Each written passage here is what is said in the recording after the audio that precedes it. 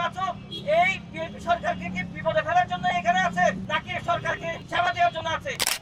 আমরা যখন ঠিক এক বছর আগে এই সময়টাই আমরা যখন দর্শন বিরোধী আন্দোলনে লিপ্ত ছিলাম, আমরা যখন স্বরাষ্ট্র উপদেষ্টার পদত্যাগের জন্য আন্দোলন করতে যাচ্ছিলাম, তখন আমাদের একটা টিম স্মারকলিপি দেওয়ার জন্য যমুনায় যাচ্ছিল। কিন্তু আপনারা জানেন আমাদের উপর কি ঘটেছিল? তখন সেদিন ন্যাক্কারজনক হামলা ঘটে এবং সেদিন 12 জন ছাত্র নেতার উপর মামলা হয় এবং এমন ছাত্র নেতার উপর মামলা হয় যারা 400 কিলোমিটার দূরে ছিলেন। আমি নিজেও একজন মামলায় আক্রান্ত শিকার হয়েছিলাম। এখানে আলমীর রহমান আছে, মশিউর রহমান খান ইছান আছে, সৈকত আরিফ থেকে শুরু করে বিভিন্ন ছাত্র নেতা ওই দিন মামলার শিকার হয়েছিলেন। এই ডিসি মাসুদ এই বিএনপি সরকারকে কি বিপদে ফেলার জন্য এখানে আছে নাকি সরকারকে সেবা দেওয়ার জন্য আছে? এটা একটা বড় প্রশ্ন।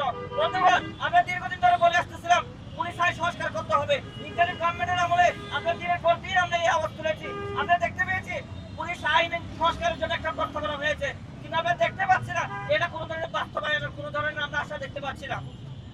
আমরা এই ইন্টারিম গভর্নমেন্টের পরে এই যে সরকার গঠিত হলো, স্বরাষ্ট্রমন্ত্রীকে আমরা বলতে চাই আপনি পুলিশ আইন সংস্কার করেন। এখনো পর্যন্ত ব্রিটিশ আইন দিয়ে পুলিশ সংস্কার হয় না। এখনো পর্যন্ত ব্রিটিশ আমলের 1860 সালের পুলিশ অ্যাক্ট দিয়ে আপনি পুলিশকে কন্ট্রোলের মধ্যে রাখতে পারবেন না। পুলিশ হচ্ছে আমাদের নিরাপত্তা দেওয়ার জন্য নিয়োজিত, কিন্তু আমরা কি রাখতে পাই? একজন পুলিশ যখন আমার পাশে থাকে তখন আমি ভয় পাই, কারণ সে আমার পকেটে ইয়াবা ঢুকিয়ে আমাকে গ্রেফতার করে। ফলে আমরা পুলিশের কাছে নিরাপত্তা চাই। পুলিশ আমার ট্যাক্সের টাকায় চলে, পুলিশ একটা রিক্সাওয়ালার ট্যাক্সের টাকায় চলে, পুলিশ একজন সাংবাদিকের টাকায় চলে। ফলে তাকে নিরাপত্তা বাহিনীতে পরিণত করতে হবে। আমরা আজকে সেই ইস্যু নিয়ে দাঁড়িয়েছি, পুলিশ আইন সংস্কার, ডিসি মাসুদের পদত্যাগ সহ পুলিশকে মানবিকীকরণের জন্য আমরা যে দাঁড়িয়েছি এবং টাইমের উপর যে হামলা হয়েছে এটা নিন্দা জানার জন্য আমরা দাঁড়িয়েছি।